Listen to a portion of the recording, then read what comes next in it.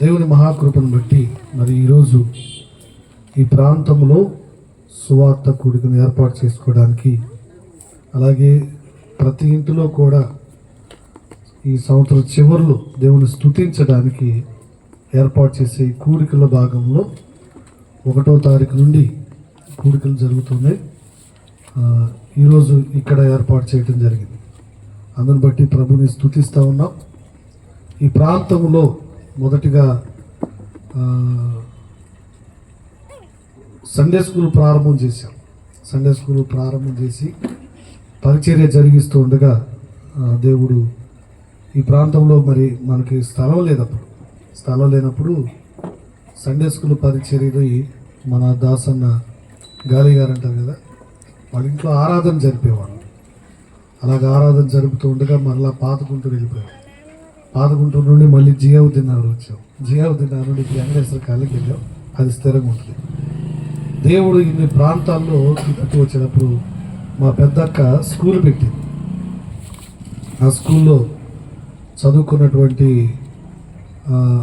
ఆ చదువు ఏర్పాటు చేసి కాన్వెంట్ నడిపించింది. ఆ సమయంలో అందులోనే ఆరాధన కూడా జరిపేవాడు. దేవుని మహాకృపను బట్టి ఇప్పుడు దేవుడు స్థిరమైన మందిరాన్ని ఇచ్చాడు. వెంకటేశ్వర కాలనీ మొదటి లైన్లో చివరిలో పొలంలో ఒకే ఒక ఇల్లు ఉంటుంది. ఆ ఇల్లే మందిరం పైన. దేవుడు కృపను బట్టి పరిచర్య జరుగుతూ ఉంది.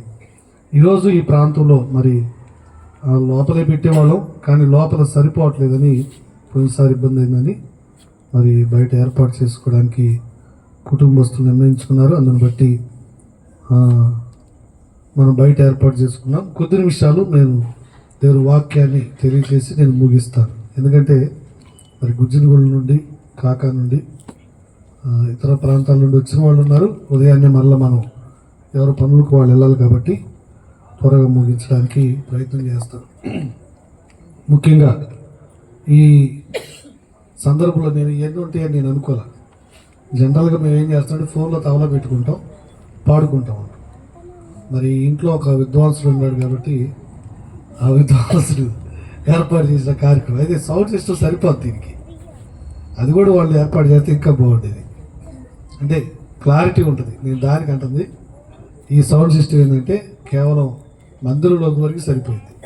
మరి వారి కుటుంబాలు సింగర్స్ ఉన్నారు, వాయిద్యకారులు ఉన్నారు, ప్రార్థనా పనులు ఉన్నారు, దానకర్మలు ఉన్నారు, అన్నీ నేనే చెబుతుంది. రైట్, మంచి వ్యక్తులు ఉన్నారు. అందుని బట్టి ప్రభుని స్తుతిస్తూ ఉన్నాం. దేవుని కృపను బట్టి వారి కుటుంబం అంతా దీవించబడి వారి బిడ్డలు కూడా దేవుని కొరకు వాడబడుతున్నందుకై ప్రభుని స్తుతిస్తూ ఉన్నాం. ఏమన్నా లేకున్నా దేవుడు ఇచ్చినటువంటి కృపావరాలు ఉన్నాయి. ఆ కృపావరాలను బట్టి దేవుని పనిలో వాడబడటం కూడా అది ఆశీర్వాదకరం. మొదట్లో నేను తబలా వాయించేవాడిని. నేను తబలా వాయించేటప్పుడు దాదాపుగా ఆంధ్రప్రదేశ్ చుట్టుపక్కల ప్రాంతాలన్నీ తిరిగా. తర్వాత కర్ణాటక తిరిగా, ఆసిఫాబాద్, ఈ ప్రాంతాలన్నీ తబలా పుట్టాను సేవకులతో పాటు వెళ్ళి. అయినా దేవుడు మరలా సేవలో తీసుకొని వెళ్ళటం వలన అది నేను వదిలిపెట్టాను. మావాడు కొట్టుకున్నాడు, వాడు వదలట్లా. వాడిని అది కొట్టుకున్న అర్థం కావట్లా, లేకపోతే వాడు దాన్ని పుట్టుకున్నాడు తెలియదు, కానీ పొట్టుకొని మాత్రం అట్టాగే ఉన్నాడు. వాళ్ళ అమ్మేమో తనతో సేవ చేయించాలని ఆశ, కానీ ఆయనేమో దాన్ని పట్టుకొని అలాగే కొనసాగుతూ ఉన్నాడు. ఏదేమైనప్పటికీ దేవుడు ఒకరోజు తప్పుగా పిలుస్తాడు. పిలిచినప్పుడు ఎంతటి వాళ్ళైనా రావాల్సిందే. ఆయన పిలుపుకి ఎదురు చెప్పగలిగిన వాడు ఎవరు లేరు. మంచిది, వాక్యంలోకి వెళ్దాం. మత్తయి సువార్త 4వ అధ్యాయము. మత్తయి సువార్త 4వ అధ్యాయము 15వ వచనాన్ని చదువుకుందాం.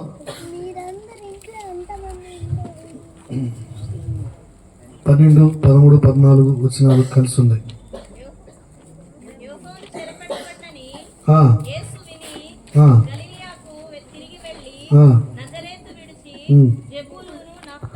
నజరేతును విడిచి జెబూలూను నఫ్తాలియను దేశముల ప్రాంతములలో సముద్ర తీరమందలి కపెర్నహూమునకు వచ్చి కాపురమని. జెబూలూను దేశమును, నఫ్తాలి దేశమును యోర్దానుకు ఆవలనున్న సముద్ర తీరమున అన్ని జనులు నివసించు గలిలయ చీకటిలో కూర్చుని ఉన్న ప్రజలను గొప్ప వెలుగు చూచిరి. మరణ ప్రదేశములోను మరణ ఛాయలోను కూర్చుని ఉన్న వారికి వెలుగు ఉదయించెను అని ప్రవక్త అయిన యెషయా ద్వారా పలకబడినది నెరవేరునట్లు ఇలాగూ జరిగెను. ఇక్కడ మనం చదువుకున్నటువంటి భాగం అంతా యెషయా భక్తుడు రాశాడు. యెషయా భక్తుడు ఎప్పుడు రాశాడంటే యేసు ప్రభు వారు పుట్టక ముందు 700 సంవత్సరాల క్రితము ఈ ప్రవచనము రాయబడి ఉంది. యెషయా ప్రవక్త రాసినటువంటి ప్రవచనాల్లో ప్రాముఖ్యమైనటువంటి ప్రవచనాలు ఈ ప్రపంచ చరిత్రలో కొన్ని విషయాలు యెషయా అనే ఒక ప్రవక్త రాసి ఉంచాడు. అది ఒక గ్రంథపు చుట్టలో రాసి ఉంచాడు. దానిని కొందరు వెలికి తీసి ఇలాగా మనకి ఇవ్వడం జరిగింది. ఇక్కడ మనం గమనించినట్లయితే ఈ యెషయా ప్రవక్త రాసినటువంటి ప్రాముఖ్యమైనటువంటి విషయాల్లో మనం చదువుకున్నది ఒకటి. మరొకటి ఏంటంటే కన్యక గర్భవతి అయి కుమారుని కనును. ఈ విషయాన్ని కూడా రాసింది ఎవరంటే యెషయా ప్రవక్త. వధింపబడిన గొర్రెపిల్ల బొచ్చు కత్తిరించు వారి ఎదుట మౌనంగా ఉండినట్లు ఆయన మౌనంగా ఉంటాడు అని రాసింది కూడా యెషయా ప్రవక్త. యెషయా ప్రవక్త రాసినటువంటి కొన్ని ప్రవచనాలంటే జరగబోయే సంగతులు ముందుగానే రాయబడేటువంటి విషయాల్ని ప్రవచనాలు అంటాం.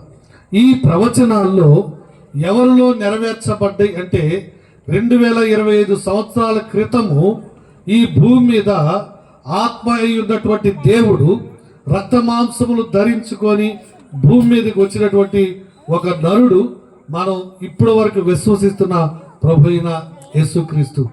ఆయనను గురించి 700 సంవత్సరాల క్రితము అంటే క్రీస్తు పూర్వమే 700 సంవత్సరాల క్రితము రాయబడినటువంటి సంగతులు.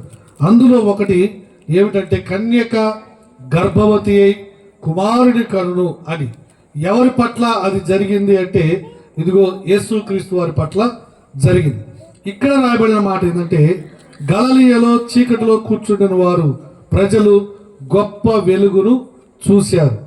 మరణ ఛాయలో ఉన్నటువంటి వారు వెలుగును వారి మీద ఉదయించింది. ఈ విషయాన్ని గురించి కొన్ని మాటలు మీతో మాట్లాడి నేను ముగిస్తాను. అదేంటంటే చీకటిలో కూర్చున్నటువంటి వారు, చీకటిలో భయములో కూర్చున్నటువంటి వారు, మరణ భయముతో కూర్చున్నటువంటి వారు, వారికి దేవుని యొక్క వెలుగు ఒక జీవము కలిగినటువంటి వెలుగుగా వారు బ్రతుకున్నట్లుగా దేవుని యొక్క వెలుగు వారి మీద ప్రకాశించింది. కారణం ఏంటంటే వారు చీకటిలో బ్రతుకుతూ ఉన్నారు. ఈరోజు చాలామంది పాపములో బ్రతుకుతూ ఉన్నారు, పాపములో జీవిస్తున్నారు. పాపములో జీవిస్తూ పాపం వలన వచ్చినటువంటి ప్రతి రోగమును బట్టి భయపడుతున్నటువంటి వారు ఉన్నారు. అంత మాత్రమే కాదు, అనేకమైనటువంటి ఆ ఆశల వలన, అనేకమైనటువంటి కోరికల వలన శోధించబడుతూ భయముతో బ్రతుకుతున్నటువంటి వారు ఉన్నారు. అయితే వాటిని తొలగించుకోవడానికి స్వనీతిని వాడుకోవడానికి ఇష్టపడుతూ ఉన్నారు. చేతితో చేసిన పాపం కొరకు, చేతితో ఈ పాపం పోవడానికి నేను ఒక మందిరంలో కూర్చొని ప్రార్థన చేసుకుంటూ ఉన్నా. అక్కడ ఒక సహోదరి వచ్చింది. ఆమె కూడా ప్రార్థన చేసుకోవడానికే వచ్చింది. ఆమె ప్రార్థన చేసుకుంటూ ఇవి కర్పూరాలు ఉంటాయి కదా, 2 కర్పూరాలు వెలిగించుకొని చేతిలో పెట్టుకొని ప్రార్థన చేస్తూ ఉంది. ఆ ప్రార్థన ఎంతసేపు చేసిందంటే ఆ కర్పూరం కాలి తన చేతిని కూడా కాలే వరకు ప్రార్థన చేస్తుంది. ఏమని ప్రార్థన చేస్తుందంటే తన కుటుంబంలో జరిగిన సంఘటనలు అవన్నీ బయటికి చెబుతూ వాటన్నిటి నుండి విడిపించబడటానికి, తన జీవితంలో ఉన్న దుఃఖం పోయి నెమ్మది రావడం కోసం, అలాగే తన పాపము పరిహారం అవడం కొరకు ఆమె చేతులు వెలిగించుకొని ఏడుస్తూ ప్రార్థన చేస్తుంది. నేను ఆమెను గమనిస్తున్నా. ఎందుకు గమనిస్తున్నానంటే ఆమె చేతిలో ఉన్నటువంటివి ఆమె చేతులు కాలితే ప్రమాదం కదా అని గమనిస్తుంటే ఆమె వాటిని వెలిగించుకొని అవి కాలే వరకు అలాగే ఉంది. అవి కాలుతుంటే కన్నీళ్లు పెడుతుంది. నేను మిమ్మల్ని అడుగుతున్నాను, ఇప్పుడు ఈ కాలటం వలన ఆమె కుటుంబంలో ఉన్న సమస్యల గురించి ప్రార్థన చేసింది, పర్వాలేదు. కానీ ఆమె లోపల ఉన్న పాపము ఆమె శరీరాన్ని కాల్చడం వల్ల పోయిద్దా? దీనిని ఏమంటామంటే స్వనీతి అంటాం. ఏ నీతిని? సొంత నీతి. ఈ చేతులు కాల్చుకోవటం వలన, ఈ చేతులు కాలటం వలన కొద్ది రోజులు ఆ చేతులతో ఏది ముట్టుకోకుండా, ఏది చేయకుండా జ్ఞాపకం ఉంటుంది. కానీ కొద్ది రోజుల తర్వాత ఇది తగ్గిపోగానే తన మనస్సులో మార్పు రాలేదు. కేవలం చేతులు కాలి తిరిగి ఆ పాపం చేయడానికి తన మనసు ప్రేరేపించినప్పుడు మరలా ఆ ఉచ్చులోకి వెళుతూనే ఉంటారు. అయితే బైబిల్ చెప్పేది ఏంటంటే మార్చుకోవలసింది మనసు, మార్చబడవలసింది అంతరంగం. అంతరేంద్రియాలు నువ్వు స్వాధీనపరుచుకొనడానికి స్వనీతిని ఉపయోగించుకోవటంత మాత్రాన నీ పాప పరిహారము జరగదు.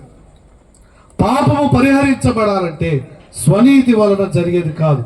ఎందుకంటే నీ ఆలోచనలన్నీ కూడా పాపానికే కేంద్రమై ఉంటాయి. నీ ఆలోచనలన్నీ కూడా లోకంలో జరుగుతున్నటువంటి విషయాలన్నిటి మీద కేంద్రమై ఉంటాయి.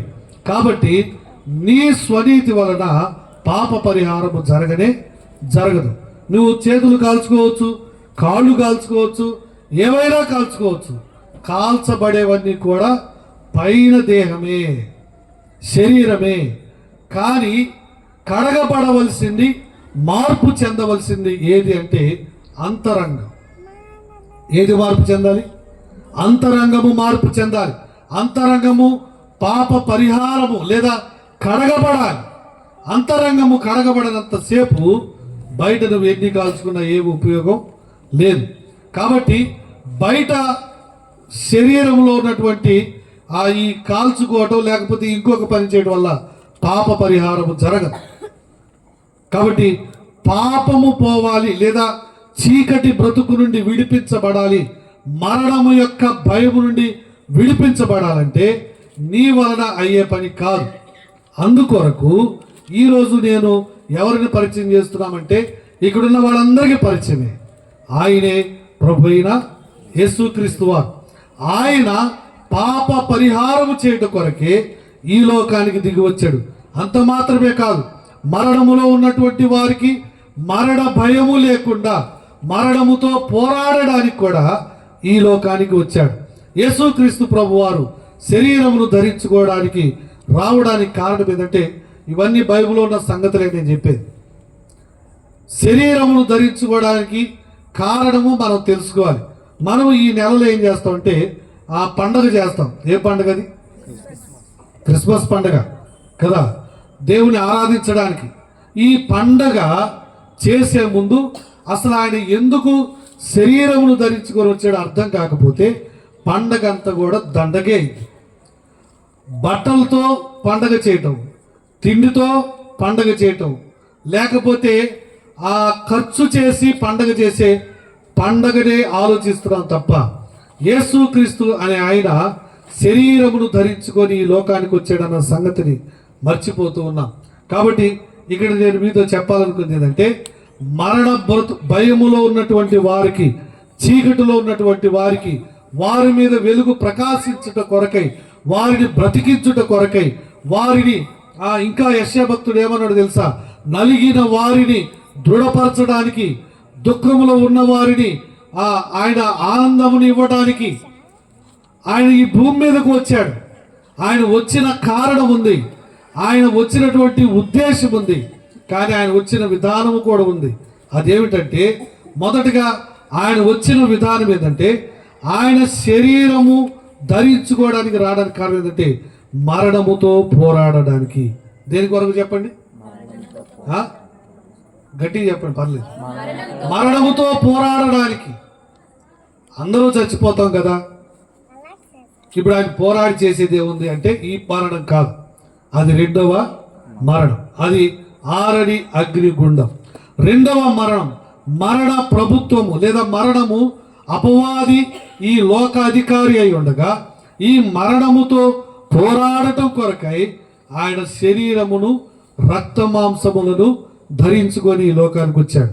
మరణముతో పోరాడి గెలవడానికి, మరణమును గెలిచి మన మీదున్న మరణ ప్రభుత్వమును కొట్టివేయడానికి ఆయన శరీరమును ధరించుకొని 2025 సంవత్సరాల క్రితము ఈ లోకంలో జన్మించాడు. ఇప్పుడు తారీఖు ఎంత చెప్పండి? మేడేనా? 7. ఎంత? 7. ఎప్పటి నుండి 7? 1వ తారీఖు నుండి ఇప్పుడు ఎన్నో రోజు? 7వ రోజు. ఎన్నో సంవత్సరం? 2025. ఎప్పటి నుండి 2025? యేసు ప్రభు వారి జననము నుండి కదా. యేసు ప్రభు వారి జననం నుండి ఈ సంవత్సరాలన్నీ లెక్కించుకుంటూ వస్తే 2025 సంవత్సరాలు. నీకు ఇష్టమున్నా ఇష్టం లేకపోయినా, నీకు యేసు ప్రభు వారు నచ్చినా నచ్చకపోయినా ఏ తారీఖు వేసుకోవాలి చెప్పండి? 2025వ తారీఖు వేసుకొని, ఈ నెల వేసుకొని, ఈ తారీఖు వేసుకోవాలి. ఈ యొక్క సంవత్సరాలు ఏం చెప్తున్నాయి అంటే యేసు ప్రభు వారు జన్మించాడు అని చెప్తుంది. ఏం చెప్తుంది? యేసు ప్రభు వారు ఇంతవరకు మనకు కూడా తెలుసు. యేసు ప్రభు వారు జన్మించడానికి గల కారణం చెప్పాను. ఆయన మరణముతో పోరాడడానికి శరీరాన్ని ధరించుకొని ఈ లోకానికి దిగి వచ్చాడు. ఇప్పుడు ఈ శరీరం దేనికంటే శరీరములో ఉంటేనే మరణం వస్తుంది. ఎందులో ఉంటే చెప్పండి, ఎందులో ఉండాలి? శరీరములో ఉంటేనే మరణం వస్తుంది. మరణము అనుభవించడానికే ఆయన వచ్చాడు. ఆయన అంటాడు, ప్రాణము పెట్టుటకును ప్రాణము తిరిగి తీసుకొనుటకు నాకు అధికారము కలదు. ఒకటి, ఆయన మరణమును రుచి చూడడానికి, మరణమును జయించడానికి ఆయన ఈ లోకానికి శరీరధారిగా వచ్చాడు. రెండోది, రక్తము చిందించకుండా పాప క్షమాపణ కలగదు అని హెబ్రీ పత్రిక 9:29 చెబుతుంది. హెబ్రీ పత్రికలో రాయబడినటువంటి ఈ మాట సకల లోకానికి తెలుసు. ఏమని? రక్తము చిందించకుండా పాప క్షమాపణ కలగదు. కాబట్టి రక్తము అవసరం. అందుకని ఆయన రక్త మాంసములు కలిగిన వాడిగా ఈ లోకానికి శరీరధారిగా దిగి వచ్చాడు. రక్తమును చిందించుటకు దిగి వచ్చాడు. రెండోది, మరణమును పోరాడడానికి ఈ లోకానికి ఆయన దిగి వచ్చాడు. ఎందుకు ఈ పని అంటే, పాపములో ఉండి పాపములోనే చనిపోతే ఆయనకి ఇష్టం లేదు. అర్థమవుతుందా? దుష్టుడు తన దుష్టత్వమును బట్టి పాపములో చనిపోవటం ఆయన ఏమాత్రము ఇష్టం లేదు. దుష్టత్వము నుండి విడిపించబడాలి. రెండవది మనం చదువుకున్నాం కదా, చీకటిలో ఉన్నటువంటి వారికి ఏం కలగాలి? వెలుగు కలగాలి. మరణ ఛాయలో ఉన్నటువంటి వారికి ఏం కలగాలి? జీవము కలగాలి. కాబట్టి ఆయన ఈ లోకానికి వచ్చి తన ప్రాణము పెట్టుట వలన, రక్తము చిందించుట వలన ఏమి కలుగుతుందంటే, ఇదిగో పాప పరిహారము కలుగుతుంది. ఎక్కడ పాప పరిహారం కలుగుతుందంటే అంతరంగములో పాప పరిహారము కలుగుతుంది. మరలా చెప్తున్నానండి, నువ్వు చేయి కాల్చుకున్నంత మాత్రాన పాప పరిహారం జరగదు. కాళ్ళు కాల్చుకున్నంత మాత్రాన పాప పరిహారము జరగదు. స్వనీతితో ఏది చేసినా పాప పరిహారము జరగదు. నేను లేకపోతే నా ప్రక్కన ఉన్నటువంటి సహోదరుడి కోసం నేనేదైనా పాప పరిహారం చేయగలనా అంటే, ఇతను పాపములోనే ఉన్నాడు. ఇప్పుడు ఈయన కోసం పాప పరిహారం చేయడానికి నేను పూనుకున్నాను. కానీ నేను కూడా ఎక్కడున్నాను చెప్పండి? ఎక్కడున్నా? పాపములోనే ఉన్నా. ఏ భేదము లేదు. అందరూ పాపము చేసి దేవుడు అనుగ్రహించు మహిమను పొందలేకపోతున్నారు. కాబట్టి పాపము లేని మానవుడు లేడు.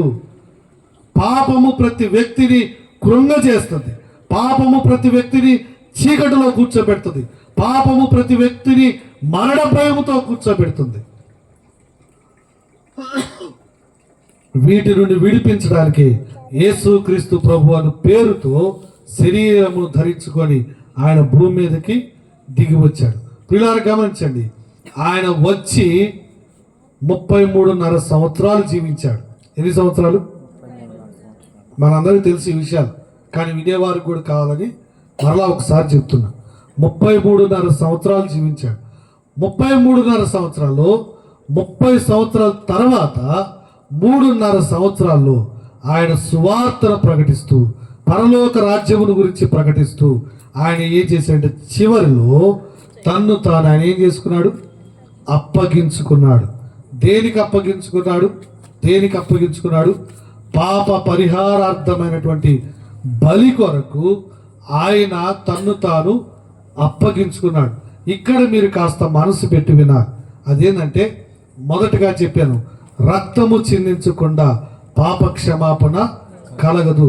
మనం ఎప్పుడైనా చూడండి, పాప పరిహారం కొరకు ఎరుపు గుర్తును వాడతాం, ఎర్రటి వాటిని వాడతాం, రక్తమును వాడతాం, అవునా కదా? ఈ రక్తము చిందించుట కొరకై పాపము లేని వాడు, పరలోకం నుండి దిగి వచ్చిన వాడు, పరిశుద్ధుడైనటువంటి వాడుగా ఆయన రక్తము చెందించడానికి శరీరధారిగా ఈ లోకానికి దిగి వచ్చాడు. ఈ శరీరమును మరణానికి అప్పగించుకోవాలి. ఎందుకో తెలుసా? మరణముతో పోరాడి గెలిచి మరణ భయం లేకుండా చేయడానికి. అందుకొరకై ఆయన మొదటిగా బలి అయిపోవడానికి తన్ను తాను అప్పగించుకున్నాడు. అంతేగాని ఎవరో మేకులు కొడుతుంటే ఆ మేకులు ఓడ తీసుకోలేక, ఆ మేకుల నుండి బయటికి రాలేక, ఈ మాట ఇప్పుడు అంటాం కాదు, అప్పుడే అన్నారు. ఏమని? ఇతడు ఇతరులను రక్షించగలడు కానీ తను తాను రక్షించుకోలేడని ఎగతాళి చేసిన రోజులు ఇప్పుడే కాదు, అప్పుడే అన్నారు. అయితే ఆయన ఏమన్నాడు చెప్పండి? తండ్రి, వీరేమి చేస్తున్నారో వీరు ఎరుగరు, వీరిని క్షమించమన్నాడు. ఎందుకంటే ఆయన ఎందుకు సిలువ వేయబడుతున్నాడో, ఎందుకు ప్రాణత్యాగము చేస్తున్నాడో, ఎందుకు యజ్ఞం అవుతున్నాడో అది ఆయనకి తెలుసు, వీరికి మాత్రం తెలియదు. ఇంకెవరికి తెలుసు? ముందుగానే రాసినటువంటి ప్రవచనాలు ప్రవక్తలకు తెలుసు, ప్రవక్తలకు తెలుసు. మనం ప్రవక్తలు అంటాం, మామూలు మన తెలుగు భాషలో, లేకపోతే సంస్కృతంలో ఋషులు అంటాం. ప్రవక్తలకు తెలుసు ఏమని? ఇదిగో పలానాప్పుడు ఒక వ్యక్తి వస్తాడు, ఆయన శరీరము పంచగాయములు అవుతాయి, ఆ పంచగాయముల్లో నుండి రక్తము కారుతుంది, ఆఖరి రక్త బొట్టు వరకు కార్చబడి ఆయన మరణించి తిరిగి లేపబడతాడు అని రాసినటువంటి వ్యక్తి యెషయా ప్రవక్త. ఇప్పుడు తన శరీరాన్ని ఎందుకు అప్పగించుకున్నాడంటే, ఎందుకు సిలువ వేసాడంటే ఆ ప్రవచనము నెరవేర్చబడాలి, ఆ వాక్యము నెరవేర్చబడాలి. పాప పరిహారము కొరకు, పాప యజ్ఞము కొరకు, పాపమును ఆ ప్రక్షాళము చేయటం కొరకు ఆయన తన చేతులను అప్పగించాడు. మన చేతులతో చేసిన పాపము కొరకై ఆయన చేతుల్లో మేకులు కొట్టబడ్డాయి. మన పాదములతో నడిచిన పాపము కొరకై ఆయన పాదంలో మేకు కొట్టబడింది. ఆయన ప్రక్కలో బల్లెపోటు పడబడింది, తల మీద ముళ్ళ కిరీటం పెట్టబడింది. సమస్తము దేహమంతా చీల్చబడి రక్తము చిందించబడగా ఆయన ఆఖరి రక్తపొట్టు వరకు కూడా ఆ శిలువలో కార్చబడింది. ఎందుకో తెలుసా? రక్తము చిందించకుండా పాప క్షమాపణ లేదు. కాబట్టి పరిశుద్ధుడైన యేసుక్రీస్తు వారి రక్తము ఆఖరి రక్తపొట్టు వరకు చిందించబడింది. కారణం ఏం తెలుసా? పాప పరిహారము కొరకు. అంత మాత్రమే కాదు, ఆ రోజే ఆయన సమాధి చేయబడ్డాడు. సమాధి చేయబడి 3 దినాలు సమాధిలో ఉన్నాడు. ఎన్ని దినాలు? నేను కొద్ది త్వరగా వెళ్తున్నానా? 3 దినాలు సమాధిలో ఉన్నాడు. సమాధిలో ఉన్నటువంటి వ్యక్తిని 3వ దినాన కొంతమంది సుగంధ ద్రవ్యాలు పూయడానికి వెళ్ళారు. సుగంధ ద్రవ్యాలు పూయడానికి అక్కడికి వెళ్ళారు. ఎందుకు అంటే ఆ శరీరము పాడవకుండా. అక్కడ ఉన్నటువంటి ఆ పరిస్థితులు, లేకపోతే ఆ చుట్టుపక్కల ప్రాంతాల వాళ్ళకి సుగంధ ద్రవ్యాలు పూయటం అలవాటు. పిరమిడ్లు కూడా ఉన్నాయి కదా, పిరమిడ్లో మమ్మీస్ డాడీస్ వాళ్ళు ఉన్నారు కదా, వాళ్ళు పూసేయ్యి. ఎందుకు అంటే ఆ శరీరం పాడవకుండా.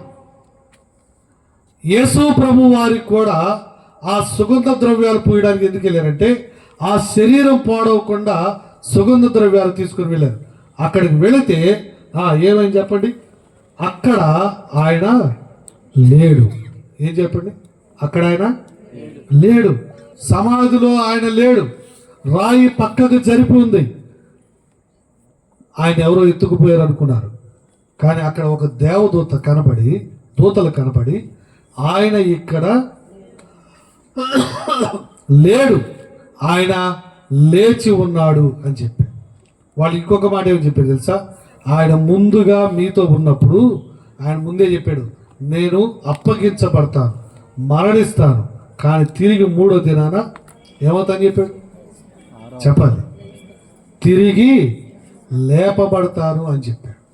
తిరిగి లెగుస్తాను అని చెప్పినట్లుగా మీరు అపోస్తుల కార్యం 1వ అధ్యాయానికి వస్తే ఆయన తిరిగి లేపబడి వెళుతూ ఉండగా 500 మందికి పైగా కనపడ్డాడు.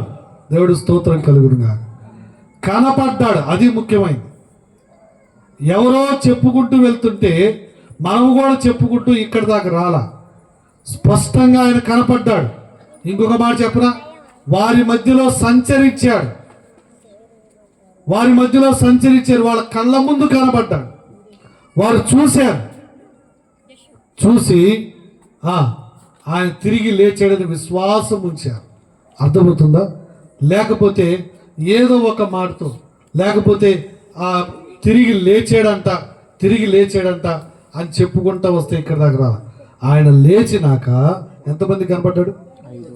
500 మందికి కనపడ్డాడు కదా. పైన మనుషులకే కనపడ్డాడు, అది కూడా గుర్తుపెట్టుకోండి. ఆ ప్రాంతపు వాళ్ళకే కనపడ్డాడు. ఎవరు వాళ్ళు? గలిలయులు. తెలుసా? ఇప్పుడుదా మనం చదువుకున్నాం కదా, గలిలయులు కదా. అక్కడ వాళ్ళు కనబడి ఆయన తిరిగి మరలా వెళుతూ ఉండగా దేవదూతలు అన్నారు, మీరు ఎందుకు ఆయన వైపు అలా చూస్తున్నారు? ఎలాగైతే వెళ్ళాడో ఆయన మరలా తిరిగి రాబోతున్నాడు. ఇదే క్రైస్తవుల యొక్క నిరీక్షణ కదా. క్రైస్తవ యొక్క నిరీక్షణ ఏంటంటే మనము చనిపోతే ఆయన దగ్గరికి వెళ్తాం, లేకపోతే ఆయనే వస్తే మనలను ఆయన తీసుకుని పోతాడు. ఈ క్రైస్తవ నిరీక్షణ శుభ నిరీక్షణ, అవునా కదా? శుభ నిరీక్షణ. ఈ నిరీక్షణలో మనము దేవుని ఆరాధిస్తున్నాం. ఇప్పుడు నేను మీకు కొన్ని మాటలు చెప్పి ముగిచ్చేస్తాను. అదేమిటంటే, ఆయన మరణముతో పోరాడాడని చెప్పే కదా, కనబడ్డాడని చెప్పే కదా. ఇప్పుడు మరణము ఆయనను బంధించలేకపోయింది. ఏం చేయలేకపోయింది చెప్పండి? మరణం ఆయనను బంధించలేకపోయింది. సమాధి ఆయనను బంధించలేకపోయింది. ప్రాణము మరలా ఆయన తీసుకున్నాడు. ఆయన ప్రాణం మీద అధికారం కలిగిన వాడు, జీవం మీద అధికారం కలిగిన వాడు, ఆత్మ మీద అధికారం కలిగిన వాడు, ఆయన ప్రాణం పెట్టుటకు తిరిగి తీసుకున్నటకు అధికారము కలిగిన వాడు అని రుజువు చేసుకొని ప్రజలకు కనబడి ఆయన వెళ్ళాడు. అర్థమవుతుందా? ఈయన రుజువు చేసుకొని వెళ్ళినటువంటి దేవుడు. అర్థమవుతుందా? రుజువు లేనటువంటి దేవుడు కాదు, రుజువు చేసుకొని వెళ్ళినటువంటి దేవుడు. ప్రాణము పెట్టుటకు తిరిగి తీసుకున్నటకు అధికారం కలిగిన దేవుడు ఏం చెప్తున్నాడంటే, నీ పాపము కొరకు నేను పరిహారం చెల్లించాను. నువ్వు చేయాల్సింది ఏదో తెలుసా? నేను పాపములో ఉన్నాను, నా పాపములు క్షమించి, నేను చీకటిలో ఉన్నాను, ఈ చీకటి బ్రతుకు నుండి విడిపించి వెలుగులోనికి నడిపించని నువ్వు అడిగితే నీ పాప క్షమాపణకు నా రక్తం ఎప్పుడో చిందించబడింది, పాప క్షమాపణ కలుగుతుంది. దీనికి ఖర్చు ఎంత అంటే ఏ ఖర్చు లేదు కదా, ఏ ఖర్చు లేదు. హృదయ అంతరంగాల్లో ఆయనను చేర్చుకుంటే చాలు, నీకు పాప క్షమాపణ దొరుకుతుంది. ఇప్పుడు నేను ఒక మాట చెప్తాను చూడండి. పాపములను క్షమించుటకు భూమి మీద మనుష్య కుమారుడికి అధికారము గలదు. పాపములు క్షమిస్తున్నాను, వెళ్ళు అని చెప్పిన వాడు ఎవరు చెప్పండి? ఇప్పుడు దాకా చెప్పుకున్న యేసు ప్రభువారు. నేనే సత్యమును అని చెప్పిన వాడెవరు? సత్యమునకు ఒక మార్గం ఉంది అని ఆయన ఎప్పుడు చెప్పలా. సత్యము ఫలానా చోట దొరుకుతుంది అని కూడా చెప్పలా. నేనే సత్యమును అన్నాడు, నేనే మార్గమును అన్నాడు, నేనే జీవమును అన్నాడు. నీ పాపములు పోయి నిత్య జీవానికి లేదా తండ్రి యొద్దకు చేరడానికి నేనే దారిని అన్నాడు. ఇంకా ఆయన భక్తులు ఏమన్నారు తెలుసా? ఈ నామములో తప్ప ఏ నామములో రక్షణ కలదు. ఇప్పుడు మనుషులు ఏం చేస్తున్నారంటే, మొదట మీకు చెప్పింది సరే, చేతులు కాల్చుకోవటం, కాళ్ళు కాల్చుకోవటం, లేకపోతే శరీరాన్ని ఆయాస పెట్టి పాప పరిహారం చేసుకోవాలని ప్రయత్నం చేస్తూ ఉన్నారు కదా. ఏ ప్రయత్నం చెప్పండి? శరీరమును ఆయాస పెట్టి కదా. ఒక వ్యక్తి ఉన్నాడు, ఫిరంగిపురానికి మెట్ల మీద మోకాళ్ళ మీద వెళ్ళాడు. ఏమొచ్చింది చెప్పండి? ఏమొచ్చింది? పుండ్లు పడితే కిందకు వచ్చి మామూలు సిగరెట్ తాగి మామూలు బయటకు వచ్చేసాడు. పరిహారం జరిగిపోయిందా? పరిహారం జరగదు. అంతరేంద్రియములకు మాట వినేది ఎక్కడో తెలుసా? హృదయములో. హృదయము నిండిన దాన్ని బట్టి పెదవులు పలుకుతాయి. నీ మనసులో ఉన్నదాన్ని బట్టి నీ శరీరం కలిగింది. అవునా కదా? ఇప్పుడు కడగబడాల్సింది హృదయమా, బయట శరీరమా? 10 బిందెలతో తలక పోసుకుంటే మందిరానికి వెళ్తే పాపం పోయిద్దా? తలస్నానాలతో పాపం పోదు. అర్థమవుతుందా? నువ్వు ఖరీదు పెట్టి సబ్బు పెట్టి రుద్దినంత మాత్రాన పాపం పోదు. తెల్ల బట్టలు ఇలా వేసుకొచ్చుకున్నంత మాత్రాన పాపం పోదు. అర్థమైందా? తెల్ల బట్టల్లో కూడా పాపం పోదు. బట్టల్లో పాపం లేదు, బట్టల వల్ల పాప పరిహారం లేదు, శరీరం ఆయాసం వల్ల పాప పరిహారం లేదు. ఒకే ఒక దారి, యేసు రక్తము ప్రతి పాపముల నుండి కడిగి మనల్ని ఏం చేస్తుంది? పవిత్రులుగా చేస్తుంది. ఆ సత్య మార్గమును ఆయన రుజువు చేసుకుని వెళ్ళాడు. దాన్ని మేము కూడా ప్రకటిస్తున్నాం. ఇది వేరే ఉద్దేశం కాదు. ఇది కేవలము మనసును మార్చుకోవడానికి. ఏం మార్చుకోవడానికి చెప్పండి? మనసును మార్చుకోవడానికి. మారాల్సింది మనసు, మారాల్సింది తలంపులు కదా. ఒక ఆయన అన్నాడు, తల బోడైనా సరే తలంపులు బోడవునా అన్నాడు. అంటే తల బోడైనా అంటే గుండు కొట్టించుకున్నంత మాత్రాన గుండులో ఉన్న ఆలోచనలు పోతాయా? అర్థమవుతుందా? ఏం బాబు? తల బోడైనంత మాత్రాన తలంపులు బోడవు. మారాల్సిందేంది? హృదయ అంతరంగము. మార్పు చెందాల్సింది హృదయ అంతరంగము. నిశ్చయత తీసుకోవాల్సింది హృదయములో కదా. యేసు ప్రభువారు నీ పాపముల కొరకు చనిపోయి తిరిగి లేచాడని హృదయమందు విశ్వసిస్తే నీకు రక్షణ దొరుకుతుంది. లేకపోతే చివరిగా ఆ మాటలు చెప్పి నేను ముగిస్తాను. నిత్య నరకాగ్ని గుండము ఉంది. నరకంలో పడేసే అంత దుర్మార్గుడా అని ఎవరైనా అడుగుతూ ఉంటారు. ఎవరు? దేవుడు ఎక్కడ పడేస్తా అన్నాడు? నరకంలో పడేస్తాడు. మీ పిల్లలు సరిగ్గా చదవకపోతే మీ పిల్లల్ని ఎక్కడ పడేస్తారు? హాస్టల్లోనా? మీ తయారు గది దొరికి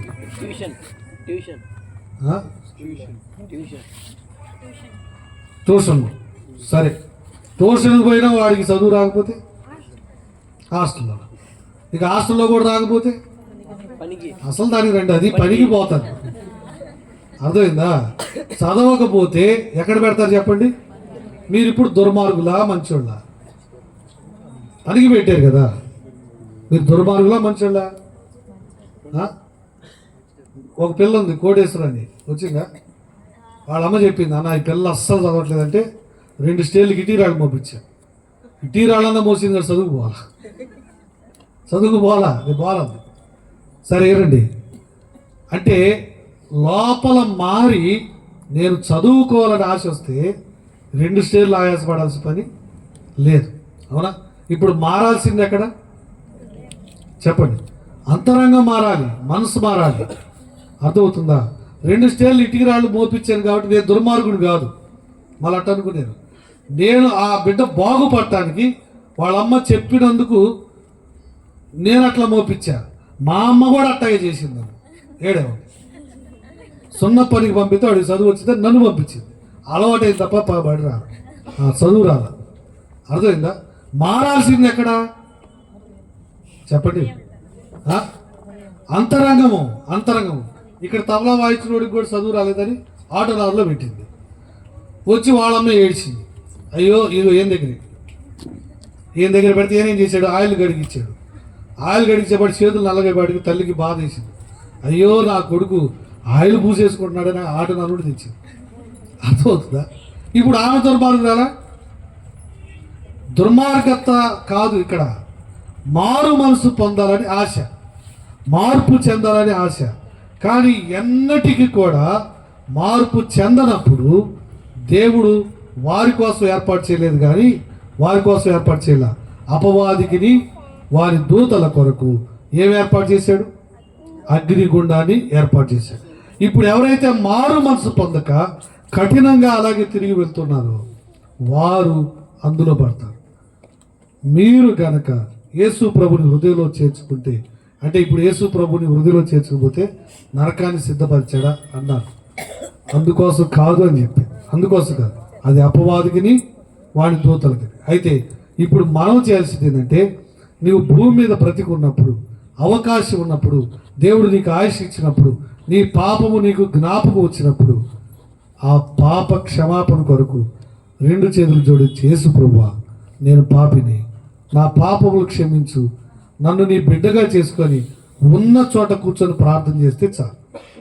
ఇప్పుడు చేయకపోయినా నీ మనసులో అది తొలిస్తే రేపు ఇంటిలో కూర్చున్నా సరే, నువ్వు ఎక్కడున్నా సరే ఈ మాట చెప్తే చాలు. ఈ మాట చెప్పి యేసు ప్రభుకి నిన్ను నువ్వు అప్పగించుకుంటే ఆయన నిన్ను కడిగి పరిశుద్ధపరుస్తాడు, నీ అంతరంగాన్ని మారుస్తాడు. నువ్వు ఎక్కడికి దీనికోసం నడవాల్సిన పని లేదు. ఇక్కడ నుండి మళ్ళా పెరంగపురానికో, గొడదలకో, తోటగాడుకో, ఒట్టి కాళ్ళ మీద వెళ్ళాల్సిన పని కూడా లేదు. మారాల్సింది ఎక్కడ చెప్పండి? హృదయంలో. కాబట్టి ఒక చిన్న మాట నువ్వు చెప్తే యేసు ప్రభు వారు నిన్ను పరిశుద్ధులుగా చేస్తాడు. ప్రార్థన చేసుకుందాం.